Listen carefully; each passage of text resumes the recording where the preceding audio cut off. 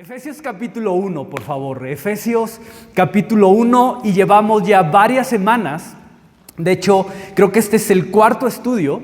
Es más, no creo. Este es el cuarto estudio que tenemos solamente en este capítulo. Y el día de hoy ni siquiera vamos a terminar de verlo. Nada más vamos a poder avanzar un par de versículos de este capítulo 1 que definitivamente es una explosión de alabanza que nace de lo más profundo del corazón del apóstol Pablo, inspirado, movido por el Espíritu Santo, y que se ve reflejado en la capacidad que Pablo tiene de contemplar a Jesús como aquel que tiene toda autoridad y a quien se le ha entregado todas las cosas, incluyéndote, para la alabanza de la gloria, de su gloria, perdón. Y definitivamente uno de los conceptos más profundos que Pablo va a poder plasmar a lo largo de toda la carta es la idea de que Jesús es suficiente, ¿verdad? Y ahorita cantábamos Jesucristo basta, Jesús es suficiente. Eso quiere decir que en Él, en Jesús, tú y yo tenemos todo lo que necesitamos para verdaderamente poder vivir una vida abundante, caminando bajo la convicción de que nuestra vida ahora tiene un propósito, al haber sido amados, al haber sido perdonados, al haber sido adoptados y llamados a ser parte de un plan perfecto de redención, el cual Dios preparó, el cual Dios diseñó desde antes de crear todas las cosas. Y estas son unas de las tantas ideas que, no sé si has visto ese emoji, ¿no? Que es como una cabecita con fuego arriba de él, ¿no? Como una explosión en su cabeza. Y eso es, esto es una de esas cosas que me hacen así la cabeza, como una explosión. Saber que yo, Quique, con sus defectos, con sus temores, con sus inseguridades, con sus fallas, con su... ¿Cuántos kilos dijimos la semana pasada? 81. Gracias, Maris. No sé, no me he pesado ni me quiero pesar. Pero con mis 81 kilos de inmundicia, Dios me llama a participar de algo perfecto, como lo es su plan de redención. Entonces, algo imperfecto participando de algo perfecto. ¿Cómo es eso? No lo sé, no lo entiendo, pero definitivamente me hace dar gracias, alabar y glorificar su nombre. Y dándole continuidad a lo que estudiamos la semana pasada, y vamos a estudiar los versículos del 11 al 14 nada más, donde Pablo justamente va a tratar este tema de manera que podamos entender o tratar de entender por lo menos lo que significa el que nuestra vida tenga como principal propósito vivir para la alabanza de su gloria. Entonces, Efesios capítulo 1, versículos del 11 al 14 nada más. La serie, el título de la serie, si tomas nota o lo que sea, es Inexplorado, ¿verdad? Sentados o en lugares celestiales, ¿no? Hemos recibido bendiciones en los lugares celestiales y estamos caminando por estos terrenos inexplorados y nuevos para muchos y que simplemente son eso, ¿no? Desconocidos. Efesios 1, del 11 al 14, en Él, en Jesús, asimismo tuvimos herencia, habiendo sido predestinados conforme al propósito del que hace todas las cosas según el designio de su voluntad, a fin de que seamos para alabanza de su gloria, nosotros los que primeramente esperábamos en Cristo, en Él también vosotros, habiendo oído la palabra de verdad, el evangelio de vuestra salvación, y habiendo creído en Él, fuiste sellados con el Espíritu Santo de la promesa, que es las arras de nuestra herencia hasta la redención de la posesión adquirida para alabanza de su gloria.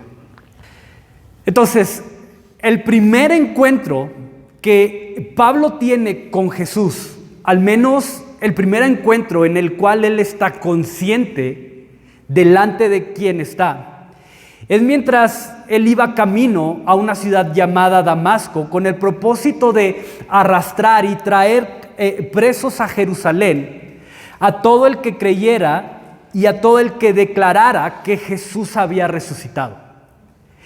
Seguramente lo sabes, pero Pablo se había convertido en el principal o en uno de los principales y más violentos perseguidores y cruel perseguidor de la iglesia. Y justo cuando va en camino a Damasco, motivado por este celo y por el fuego religioso que ardía en el corazón de Pablo, dice la Escritura en Hechos 9 que una luz resplandeciente, más resplandeciente que el sol del mediodía, lo rodea y de alguna manera termina haciéndolo caer de lo que algunos creen que es un caballo en el cual él se va transportando.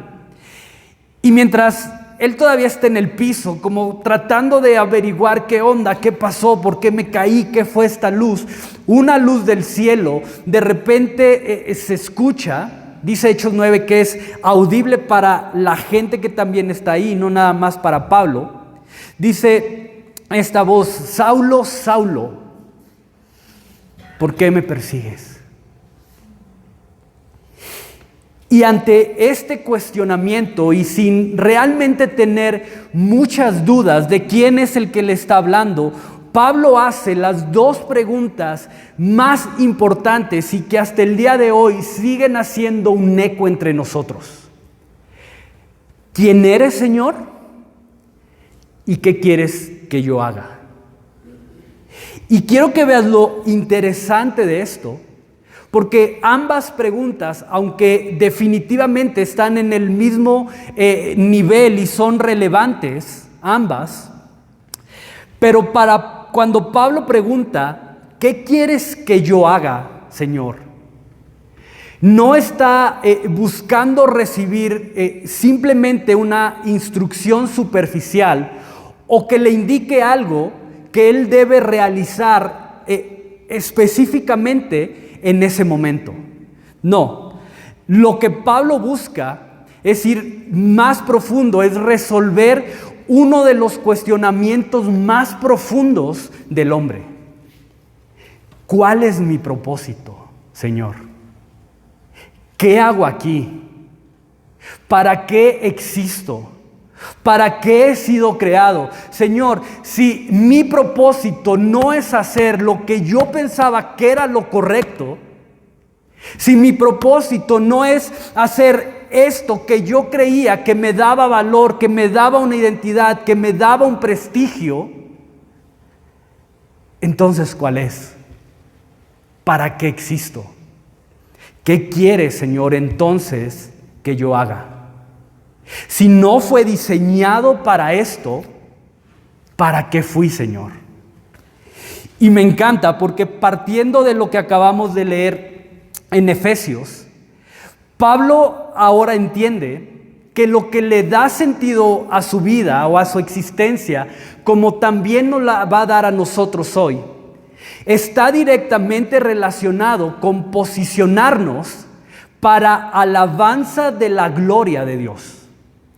Romanos 11:36, anótalo, ahí va a estar en la pantalla, pero Romanos 11:36 dice que de Él, por Él y para Él son todas las cosas, a Él sea la gloria por los siglos, amén.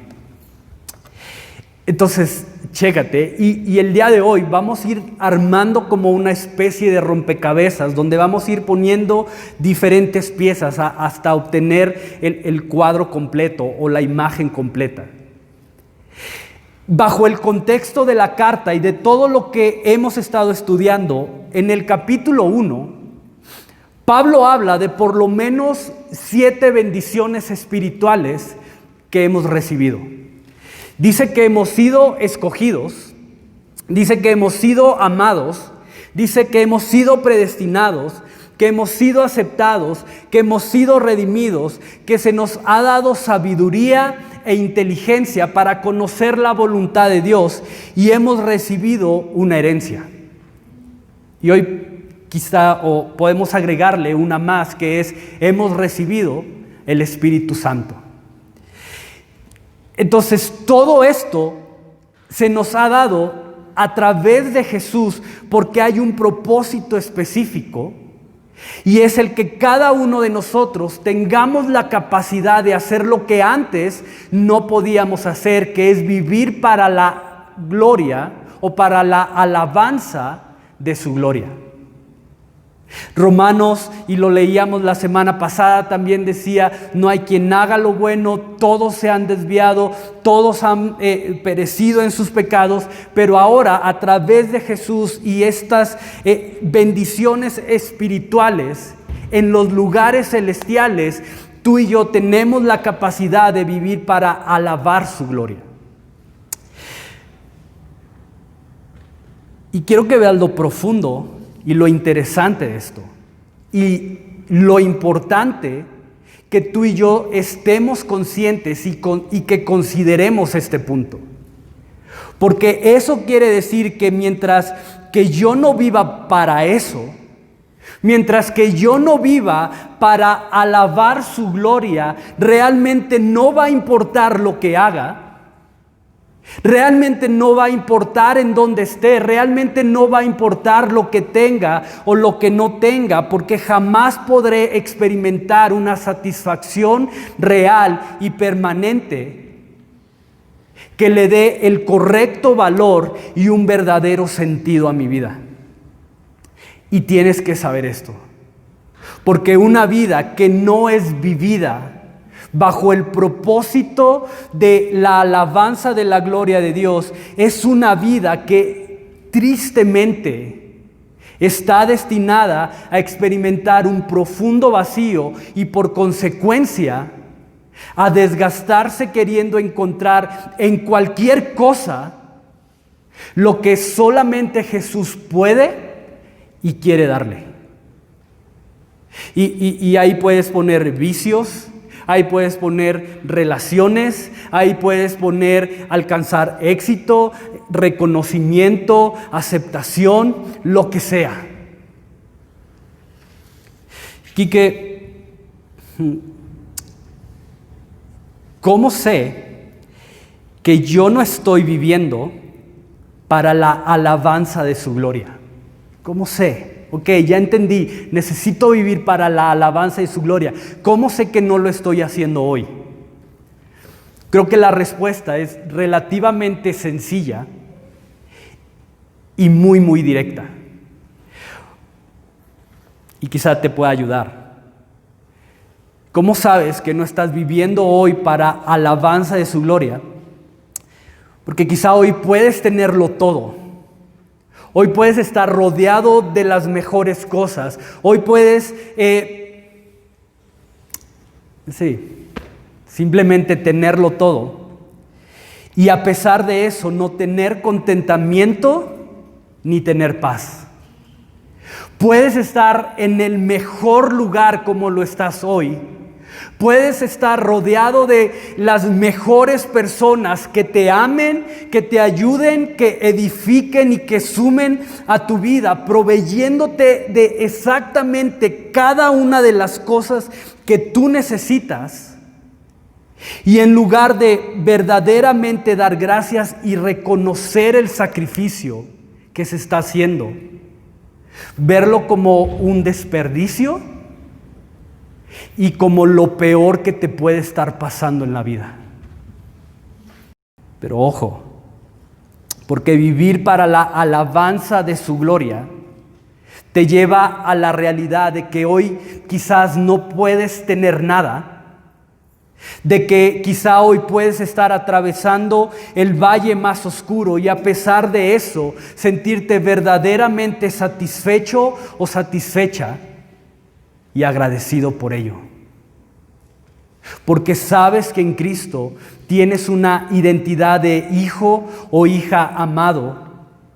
Por lo tanto, a pesar de lo que estés pasando, a pesar de donde estés, o lo que tengas o lo que no tengas, tienes la capacidad de agradecer y de tener contentamiento, porque tu mayor anhelo no está en tener, no está en estar, sino en Cristo. Y Él se convierte en una prioridad. Y rendir tu vida a Él es una prioridad. La pregunta es, ¿para qué estás viviendo hoy? ¿Qué está dándole sentido y valor a tu vida hoy? ¿En dónde está tu corazón? Porque donde está tu tesoro, ahí está también tu corazón. Donde está tu tesoro, o más bien, lo que hoy atesores, es lo que está llenando tu corazón.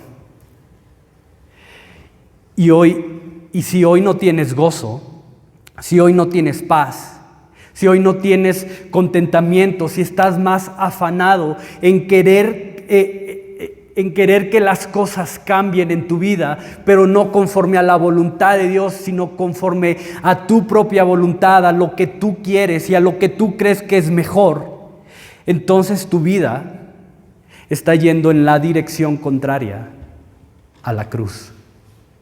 Y créeme, si hoy no paras y cambias de dirección, que eso es arrepentimiento, ir en una dirección, detenerte y retomar el rumbo, estarás perfilándote a construir un futuro en el que tus propias decisiones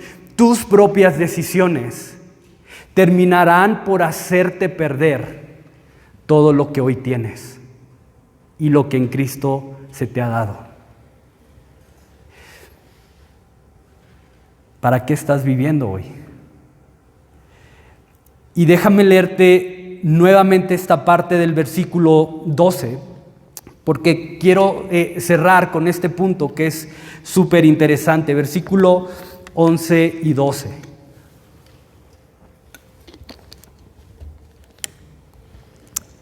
En Él asimismo tuvimos herencia, habiendo sido predestinados conforme al propósito del que hace todas las cosas, según el designio de su voluntad, a fin de que seamos para alabanza de su gloria, y marca eso, márcalo con lo que puedas o tengas a la mano, a fin de que seamos para alabanza de su gloria, nosotros los que primeramente esperábamos en Cristo. A fin de que seamos para alabanza de su gloria.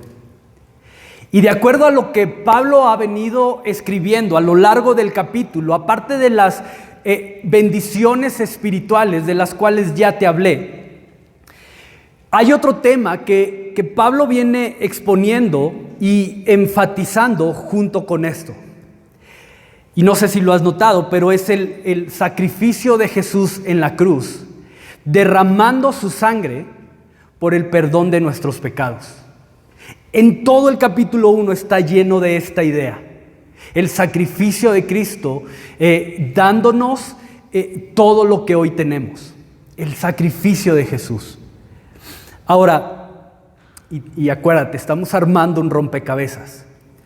Pero si ponemos esto en el contexto de lo que habla el versículo 12, el sacrificio de Jesús nos va a permitir ver un ángulo fascinante de esta palabra que se menciona aquí, de esta palabra gloria.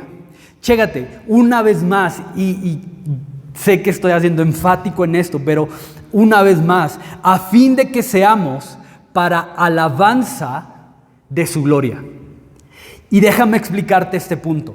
La palabra alabanza se deriva de la palabra griega epainon.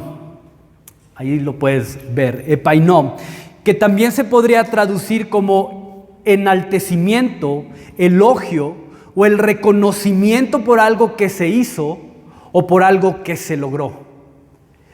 En este sentido, Pablo dice, hemos sido creados para reconocer, para enaltecer o para elogiar su gloria.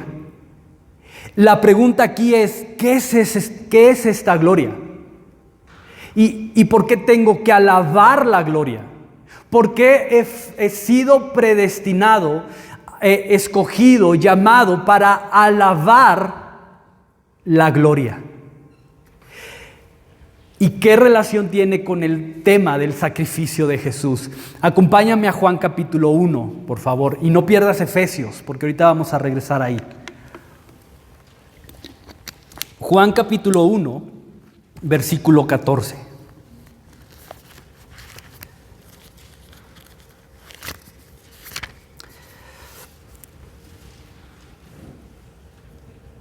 ¿Listos?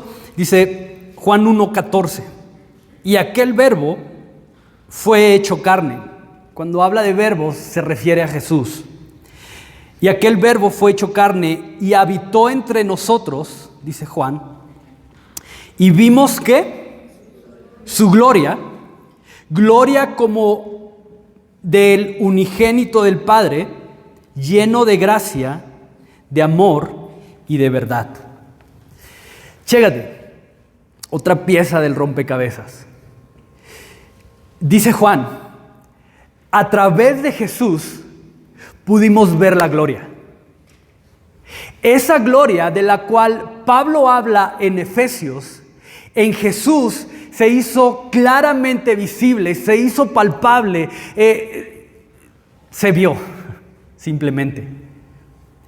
Ahora piensa un poco en esto, porque ¿qué fue lo que principalmente caracterizó el ministerio de Jesús?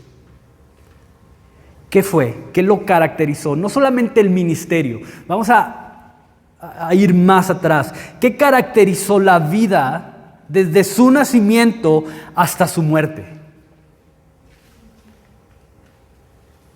Pudiéramos pensar quizá en sus milagros, pudiéramos pensar quizá en sus enseñanzas, pudiéramos quizá pensar en lo importante que fue el proceso del discipulado y el legado que él dejó. Y sí, definitivamente todo esto, sus milagros, sus enseñanzas, el discipulado es parte de esa gloria que Jesús mostró.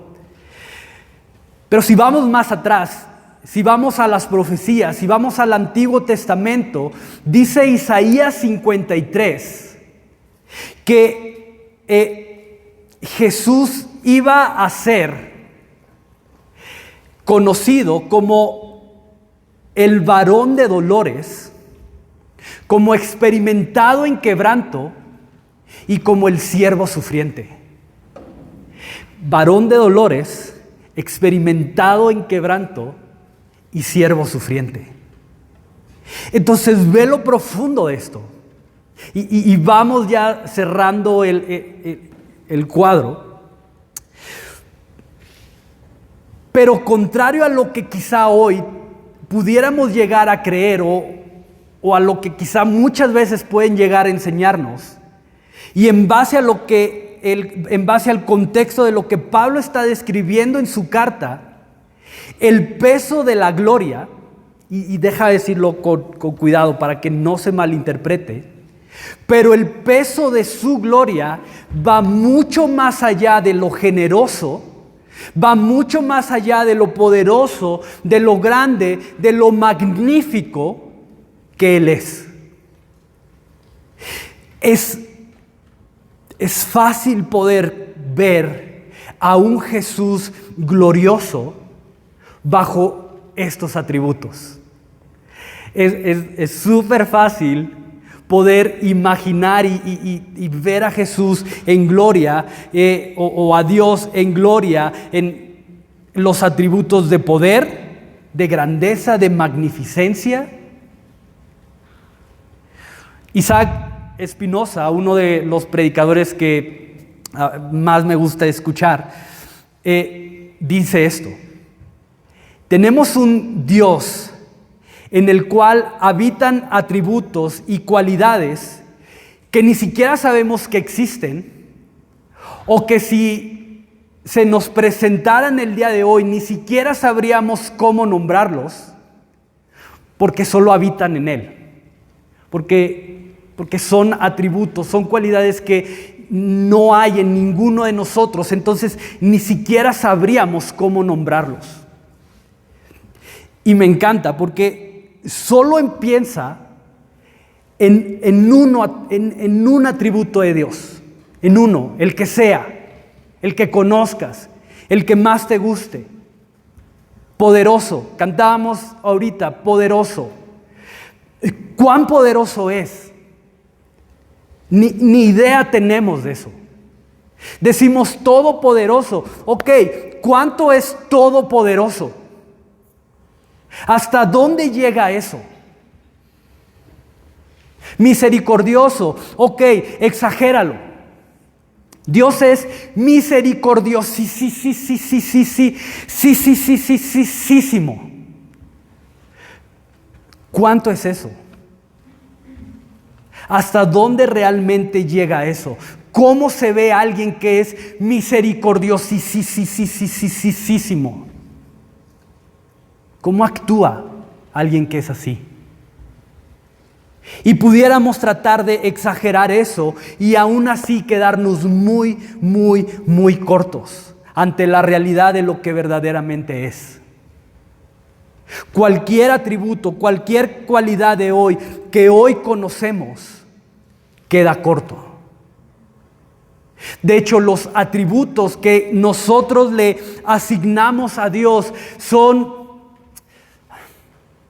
etiquetas, y espero poder explicar esto bien.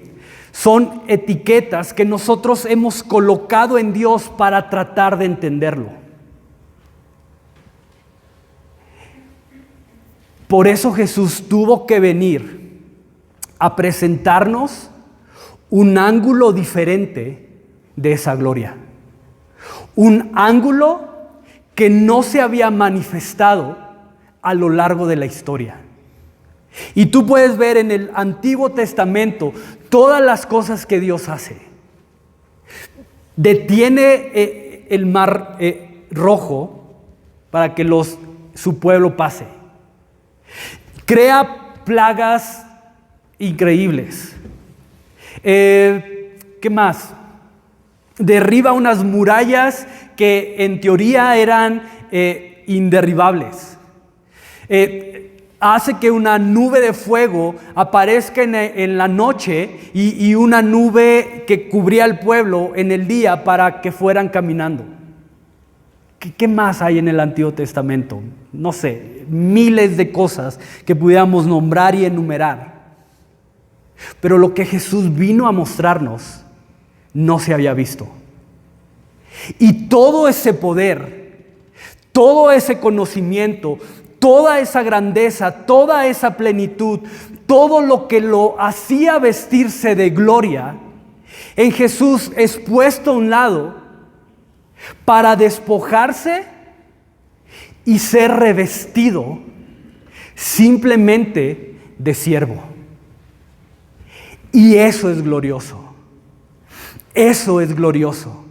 Y si te fijas, es lo mismo que Pablo nos presenta en Filipenses capítulo 2, versículos del 5 al 8. Y ve para allá, Filipenses 2. Haya pues en ustedes este sentir que hubo también en Cristo Jesús, el cual siendo en forma de Dios, no estimó el ser igual a Dios como cosa que aferrarse, sino que se despojó a sí mismo, tomando forma de siervo, hecho semejante a los hombres, y estando en la condición de hombre, se humilló a sí mismo. Ojo, nadie lo humilló, nadie lo obligó, se humilló a sí mismo, haciéndose obediente hasta la muerte y muerte de cruz. Ve lo profundo de esto. Porque Jesús decidió que el despojarse de su gloria El despojarse de toda esa grandeza era mucho más glorioso que aferrarse a ella.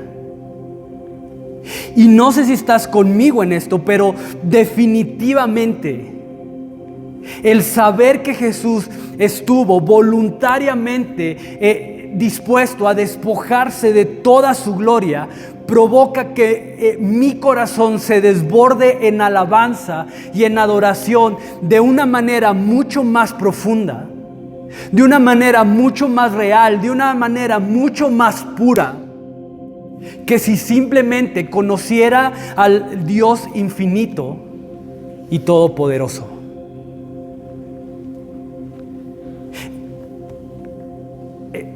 El ver a Jesús cubierto de vulnerabilidad, el ver a Jesús dispuesto a renunciar a su grandeza,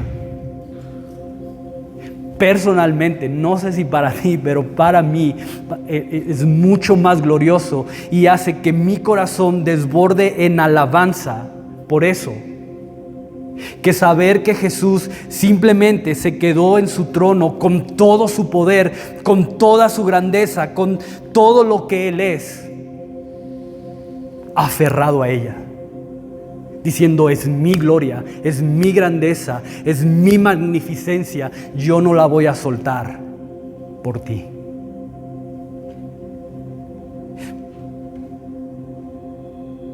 Pero ahora Jesús vino a presentarnos y a darnos a conocer y a darnos la capacidad de creer en un Jesús que estuvo dispuesto a renunciar a toda la majestad que cubría su ser para poder derramarse en sacrificio por amor a pecadores como yo. Ojo, no por santos como yo, no por buenos como yo, por pecadores como yo. Y este es el punto. Su amor, no su poder, no su conocimiento, no su eternidad, su amor manifestado en la cruz es la máxima expresión de su gloria. Porque en esa cruz su gloria verdaderamente resplandece. En esa cruz su gloria verdaderamente brilla y se hace más evidente, porque esa gloria reflejada a través de esa cruz consume, porque esa gloria reflejada en esa cruz arrodilla, esa gloria reflejada en la cruz transforma. Por eso Pablo dice: si algo me he propuesto hacer, es a anunciar al Dios Todopoderoso entre los gentiles. ¿Dice eso? ¿Los que más o menos conocen la Biblia? No. Pablo dice: me he propuesto no anunciar a otra cosa, sino es a Cristo y a este crucificado. Porque la gloria está ahí. Porque la gloria verdaderamente se hace palpable en la cruz. Entonces, ojo, porque a pesar de lo que yo soy, a pesar de donde vengo, mi vida tiene un propósito mucho más grande de lo que hoy quizá puedo entender o creer. Es conocer la gloria de Dios y convertirme en un instrumento que alabe, que reconozca y refleje a ese Dios que por amor a un pecador prefirió renunciar, dejarlo todo para rescatarme, para redimirme y para darme una nueva identidad. Y ese es tu propósito y ese es mi propósito: vivir para alabar lo que Él hizo. La pregunta es: ¿qué vas a hacer? ¿Vas a aceptar tu llamado? ¿Vas a aceptar el propósito que Dios tiene para tu vida? ¿O vas a seguir detrás de tus propios propósitos y tus propios planes? Y eso es algo que solamente tú puedes decidir el día de hoy.